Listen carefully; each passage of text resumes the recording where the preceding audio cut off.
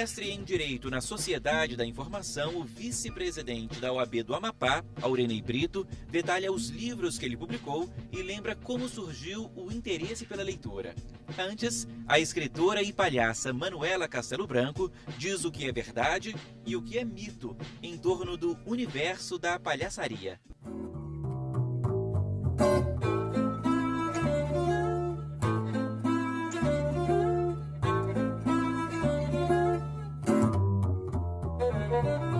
Formada em artes cênicas, a Manuela tem revistas e livros lançados, coordena grupos e dirige espetáculos. Oi, Manuela, tudo bem? Ótimo. Bem-vinda. Obrigada. Eu sei que você faz uma porção de coisa. Publica, coordena, dirige e atua, é palhaça. Faz tudo ao mesmo tempo ou tem que separar essas coisas? Teve um momento na minha vida em que isso incomodou muito aos outros. A mim nunca incomodou, né? Que queriam que eu me definisse, né? Afinal, o que você faz? Então, eu costumo dizer que eu sou uma artista contemporânea.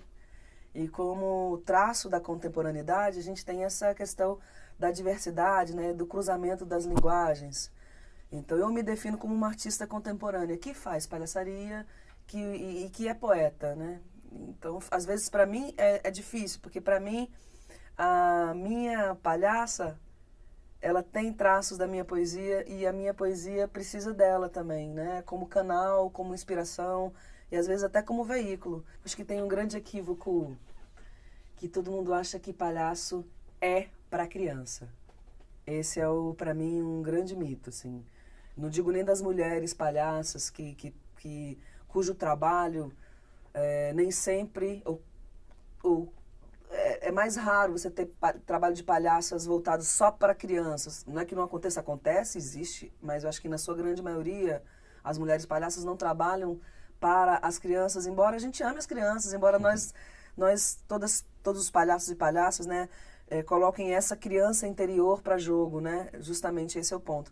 Mas eu acho que tem muito equívoco de achar que todo palhaço é para criança, ou que toda palhaça é para criança. Eu acho que esse é um mito que cada vez mais vai caindo por terra, né? Em função das realizações desses palhaços e palhaças, da amplitude que essa linguagem tem conquistado, né? E o que mais te dá prazer em ser palhaça? É aquilo que eu falei, né? Quando você vê realmente uma criança sorrindo ou um idoso, assim, é impressionante como os idosos têm uma relação com palhaços de transformação. Eu acho que quando eu consigo ver no outro que está me assistindo esse encantamento, ou a gente tem essa troca de olhar profundo, assim, sabe? Isso para mim é o momento mais glorioso, assim. E é tão bom rir junto, né? O riso é tão contagioso quanto o choro, que é muito contagioso, quanto o bocejo, né? O bocejo é uma reação muito contagiosa. E o riso é uma reação também muito contagiosa. E rir junto, além de bom, é muito curativo, né? É muito transformador, é muito relaxante. E também pode ser muito esclarecedor. Você aí, a gente já falou aqui no comecinho do programa, faz várias coisas ao mesmo tempo. Inclusive escreve. Isso. A gente está aqui com alguns dos seus livros. Vou começar por esse aqui, Meu Cerrado Cerradinho, peça teatral e outros escritos. É uma peça mesmo, É uma que peça depois de você ensinou. Isso. Quando eu era criança, eu queria ser escritora. E aí foi um sonho de infância que eu alimentei durante muitos anos. Não sabia nem como começava. Engraçado, pra você ver, a palhaça me levou a isso. Né? Foi a Matusquela que me pegou pela mão e me ajudou em muitos momentos da minha vida a realizar os meus grandes sonhos. Que eram quais? Eu queria ter um circo, né? Eu queria ser escritora, poeta, eu queria ser poeta. Puxa, eu vou falar pra você que a minha casa, ter uma casa própria tem a ver com ela, sabe? Com ela e com a minha poesia. Então, a Matusquela, puxa, nem sei te falar, assim, sou eu, é evidente que sou eu. Mas nela também é um espelho, né? Onde eu deposito, almejo e alimento muitos dos meus sonhos. O Pipocando Poesia, que é um projeto que eu desenvolvo, também tem o dedo dela lá. Eu acho que o Pipocando junta, é um momento onde as coisas se juntam, né? a poesia, a palhaçaria, né? Pipoca, poesia e palhaçada, sabe? Eu acho que o Pipocando, ele resume todo esse universo que parece que é muito desconexo, que parece que, como a gente conversou no começo, né? Parece que ele é muito solto, que ele é muito diversificado, e ele realmente é, mas eu sinto que no Pipocando é um lugar onde tudo isso, de alguma maneira, se une, sabe? Esse livro aqui, o Meu Cerrado Cerradinho, ele nasceu de um projeto de educação ambiental que eu desenvolvi no Zoológico de Brasília nos anos de 2004, 2005. Meu pai era engenheiro agrônomo, ele é falecido agora, e então ele sempre me alimentou muito essa paixão pela natureza e essa questão da defesa do meio ambiente, ou então do que eu mais tarde vou chamar de ecologia humana, que eu acho que é o que a Matusquela faz, ela defende essa ecologia humana, sabe? E esse livro aqui, ele foi um marco para mim, porque a gente escreveu esse livro, na época, essa questão da mulher palhaça, para mim não era nem um pouco clara, mas engraçadamente ou inesperadamente, é um livro escrito para 3 palhaças, que é a minha irmã, né, a Ellen, que era uma parceira nossa. Isso aqui eu ainda estava na Universidade de Brasília, cursando artes cênicas. Né? Eu fui ousada, eu queria publicar um livro de poesias e acabei publicando esse livro aqui, Meu Cerrado Cerradinho. Você falava aí de palhaça, né? Da mulher, da palhaça. E teve agora recentemente aqui em Brasília um festival Palhaças no Mundo. Como é que foi? Fala pra gente um pouquinho. Sou eu que organizo isso. Desde 2008 tenho realizado esse festival aqui em Brasília, trazendo para cá palhaças de diversos lugares do país, né? Começou com as palhaças de Brasília, em 2008. Aos poucos ele foi se ampliando, foi abrindo essas fronteiras, foi assim, internacionalizando, trazendo palhaças de fora. E essa diversidade também alimentou o festival de uma maneira que hoje ele mudou de nome, em função também já dos 8 anos, em função das conquistas que a gente queria, do que a gente pensava, e eu acho que também dos produtos que ele realizou. Desde 2008 eu tenho feito gravações de entrevistas, assim, tipo igual vocês, assim, com palhaças de diversos lugares do mundo que eu trago para o festival e para os festivais que eu vou. E vou entrevistando essas palhaças que deram origem a esse documentário ou esse seriado que é o Palhaças do Mundo. Então, no festival tem um espaço que é muito interessante, voltando ao nosso tema, que é o Palhaças em Tese. Porque eu sentia que dentro do universo da palhaçaria, sobretudo palhaçaria feminina, não bastava inverter a questão simbólica e a ótica generalizada de que mulher não pode ser palhaça, ou que não existe mulher palhaça. Quando a gente começou era meio estranho ter mulher palhaça. Era um lugar assim de desconforto. Dentro do próprio meio? Dentro do nicho, assim. Que foi sempre um nicho muito machista, sobretudo o picadeiro do circo, sabe? O picadeiro, o centro do picadeiro. Nós, mulheres, fomos meio que satélites, né? Satélites em volta desse picadeiro. Às vezes entrando como ajudante do mágico, às vezes entrando como domador, às vezes entrando como artistas do aéreo, né? Que eu acho que foi uma grande abertura para as mulheres dentro do circo. Esse novo circo trouxe as mulheres primeiro voando, né? Como Alice, do personagem daquele livro O Fantasma no Circo, da Verônica Tamaoki. E, de repente, a gente caiu no centro desse picadeiro, afinal. Então, essa foi uma primeira revolução. E a gente, dentro do festival, tem alimentado essa várias visibilidades do trabalho da mulher no circo.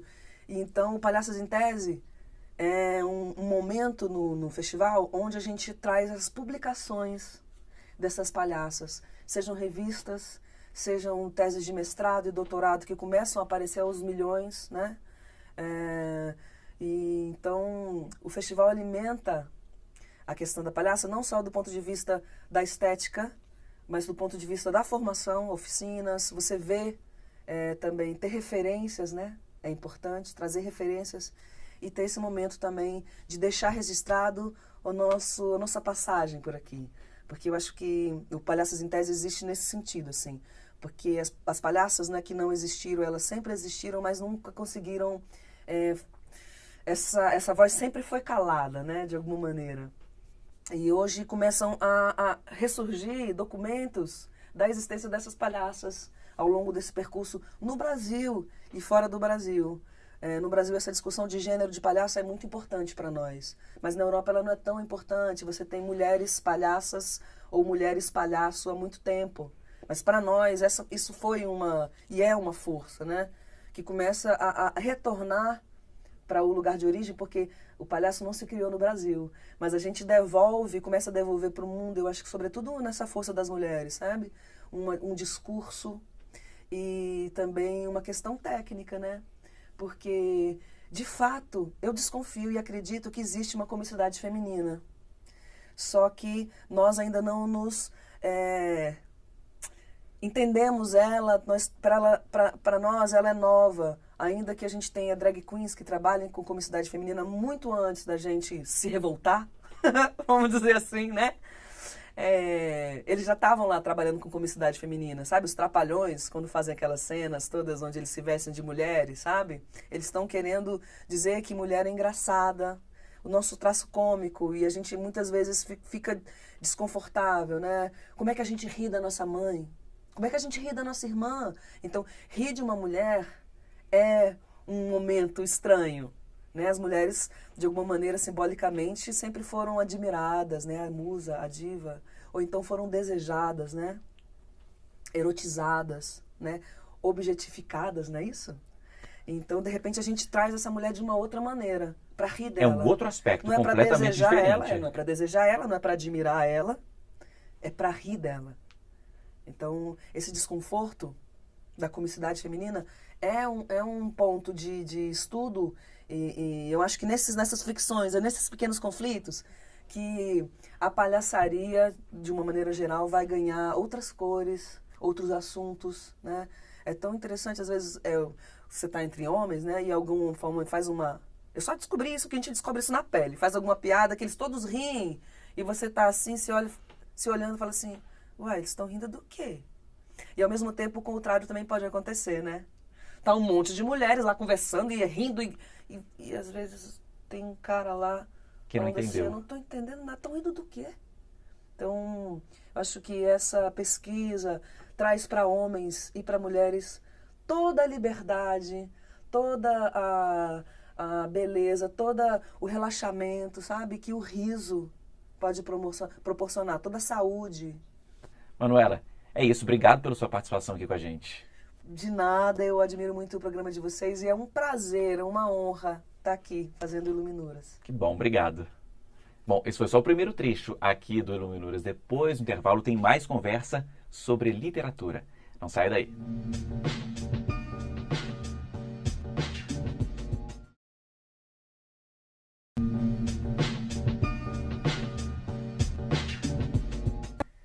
O Iluminuras já está de volta e conversa neste segundo bloco com o vice-presidente da OAB do Amapá, Aurinei Brito, aqui comigo. Bem-vindo, Aurinei. Obrigado, querido. Uma honra estar aqui com vocês. Tá tudo bem? Tudo ótimo. Vamos falar de literatura? Vamos.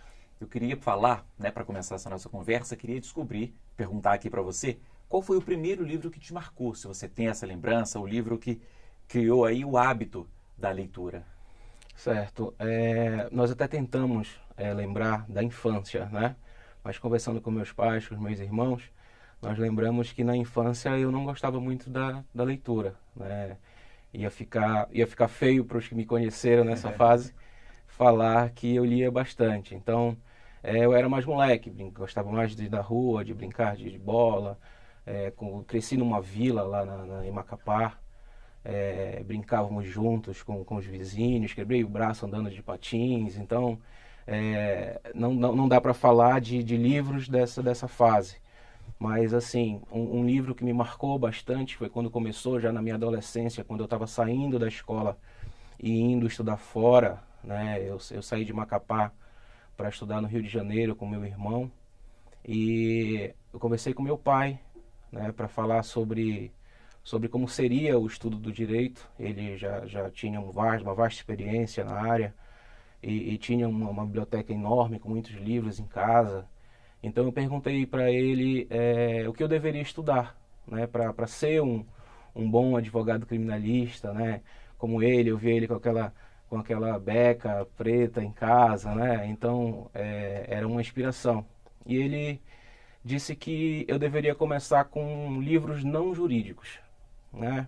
Era para eu conhecer algo sobre o mundo, sobre a nossa história.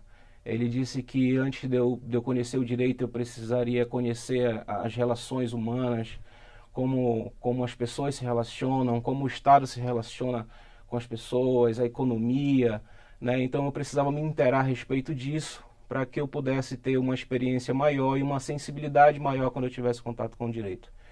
Então, foi quando eu tive acesso à obra O Povo Brasileiro, de Darcy Ribeiro, recomendada por ele, e lá eu conheci um pouco da nossa formação cultural, né? E comecei a ler, né? Efetivamente, com força de crítica, com pensamentos sobre a sociedade e de formação pessoal. Então, aí a partir daí, essas obras da formação sociológica e antropológica foram os primeiros passos, né? Curioso, você fala que queria ser advogado criminalista, não tinha nem começado a estudar ainda, não estava nem na faculdade ainda. Seus pais são da área. E você disse que desde criança mesmo já queria, já estava traçado. Eles contam essa história. Minha mãe conta bastante essa história. Sempre que tem alguma fase de sucesso, assim, ela lembra. Ela diz que eu nem falava, né? Eu sabia mal dizer o meu nome, algumas coisas, e perguntavam o que eu seria quando eu crescesse.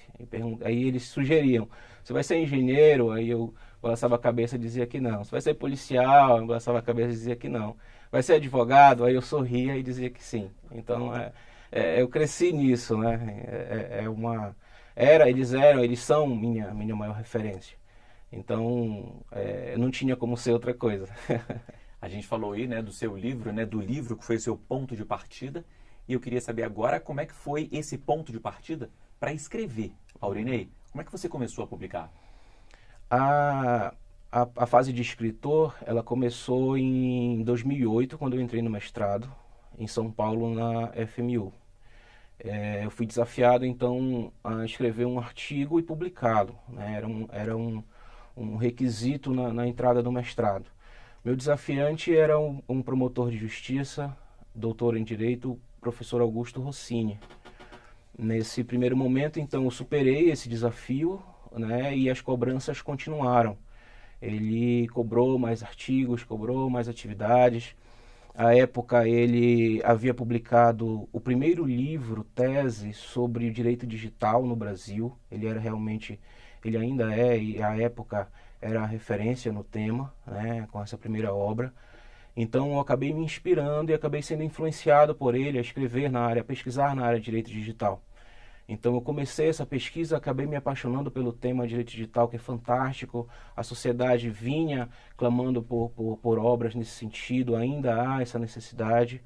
E aí, daí para frente, fui pesquisando, escrevendo artigos, até que em 2013 publiquei minha primeira obra, Direito Penal Informático, que trata dos crimes cibernéticos, das vítimas dos crimes cibernéticos, de como isso acontece. Falo muito aquela primeira fase de estudo sociológico me ajudou bastante para entender a sociedade, o que ela precisava. Então eu já estava com a pesquisa bem encaminhada e foi quando isso foi dando certo. O livro está aqui comigo, Direito Penal Informático. Agora, qual foi o principal desafio em publicar, do mestrado depois, né, em publicar essa obra, Aurinei? O desafio maior é você conseguir atender o que se espera de uma obra como essa, né? O mercado ainda estava ainda é carente de pesquisas na área de direito criminal informático, né? Então a gente precisava atender essa necessidade. Então a pesquisa é muito extensa, você precisa acessar muitas obras estrangeiras. Então nós pesquisamos muito o direito norte-americano para tentar ter acesso a alguma coisa, o direito europeu para tentar ter acesso a alguma coisa. E aí, graças a Deus, deu certo e a gente conseguiu finalizar a obra, que está prefaciada pelo Rossini. Foi ele que me inspirou e me introduziu na literatura jurídica. Depois disso, você publicou mais um livro. Propaganda eleitoral na internet. Esse aqui eu sei que começou com uma cartilha que fez muito sucesso, virou um livro. Queria que você começasse pela cartilha. Como é que foi a ideia de divulgar uma cartilha, de escrever uma cartilha? Certo. Nós ainda estávamos no mestrado, né, em São Paulo, quando aproximou-se a eleição de 2010, né? Em 2010, a ideia da propaganda eleitoral na internet ainda estava muito... A insegurança ainda era muito grande, né? O tema, a legislação não estava preparada, o tema estava surgindo. Então, nós decidimos criar essa cartilha, Rossini e eu, para ajudar. Então, a OAB de São Paulo aderiu à ideia, publicou essa cartilha em São Paulo. Foi um sucesso em São Paulo. Nós lotamos os auditórios com palestras sobre o tema, né? Estava todo mundo muito interessado, e aí não só juristas, mas também jornalistas e assessores políticos. Então nós continuamos pesquisando esse tema, eu continuei pesquisando esse tema, e participando de outros eventos nesse sentido. Eu conheci um garoto genial, o João Vitor, que também gostava do tema de redes sociais e a relação com as eleições, né? Ele tinha bastante pesquisa sobre esse tema, e aí nós decidimos unir as pesquisas e publicar essa obra. Foi quando nós juntamos as nossas pesquisas, os nossos textos, e aí foi o sucesso da obra, entendeu? O sucesso que me permitiu estar aqui com vocês hoje. E o que mudou de lá para cá? Olha, a legislação sofreu um pouco de alteração e popularizou, né? Hoje, as eleições municipais agora, o número de usuários e o número de problemas potencializou.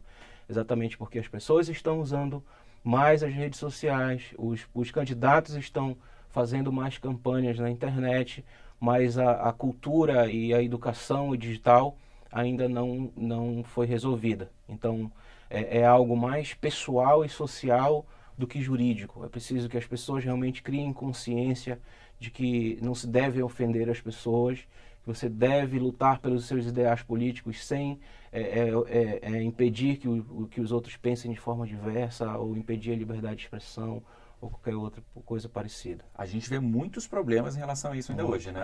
Ainda hoje. O que é o principal? O principal são os perfis falsos ofensivos à honra das pessoas, né? A internet ela ainda dá essa falsa impressão de anonimato, que não existe. É importante que se deixe claro que não existe mais. Você criar um perfil falso numa rede social e ofender alguém ou praticar qualquer outro crime, você tem grande chance de ser descoberto e ser punido. Esse ainda é um dos maiores problemas hoje. Agora que a gente já conhece bem mais de você, aqui, Aurine, eu queria que você contasse também pra gente quais são os seus autores preferidos. Você trouxe alguns aqui, falou do Rossini, Augusto Rossini. O que mais você gosta de ler? Hoje eu estou lendo muita doutrina estrangeira, especialmente do direito penal alemão, né? Eu estou lendo muito o Klaus Joxin e o professor Luiz Greco, ao meu ver hoje os dois maiores penalistas do mundo, né? Então eu estou precisando dessa leitura e tenho pesquisado bastante nesse sentido. É isso que eu tenho lido. Quando eu não estou lendo direito, eu leio obras espíritas. Hoje eu estou lendo a obra Amanhecer de uma Nova Era, estou relendo para um trabalho da Federação Espírita do Amapá, onde eu faço parte. Então esse livro está me ajudando nas atividades, está sendo cobrado dos estudantes de lá. A gente tem mais um aqui, do Roberto Lira, Como Julgar, Como Defender, Como Acusar. Esse é um livro clássico que você me falava aqui, que mantém guardado aqui. Isso é uma relíquia da família, né?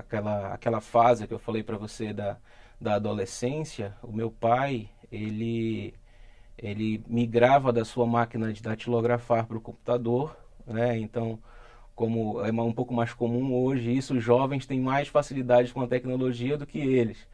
Então ele me pedia para digitar alguns pareceres. Na época ele era do Ministério Público, me pedia para digitar alguns pareceres e eu auxiliava nesse sentido. Então eu lembro na minha adolescência que ele utilizava muito essa obra e citava nos textos, e eu via esse livro na minha mesa, na mesa dele, né?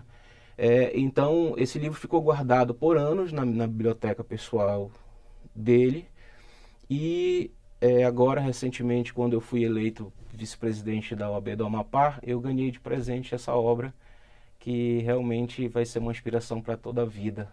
Você é um advogado criminalista. Sou advogado criminalista do direito penal. Direito penal. Agora, o que você pode falar para os jovens advogados, para os estudantes sobre a área? Não é uma área fácil. Não é uma área fácil. Hoje nós vivemos num contexto social de punição. A sociedade não sabe exatamente de que lado estar até que precise da justiça, que a justiça fique do seu lado.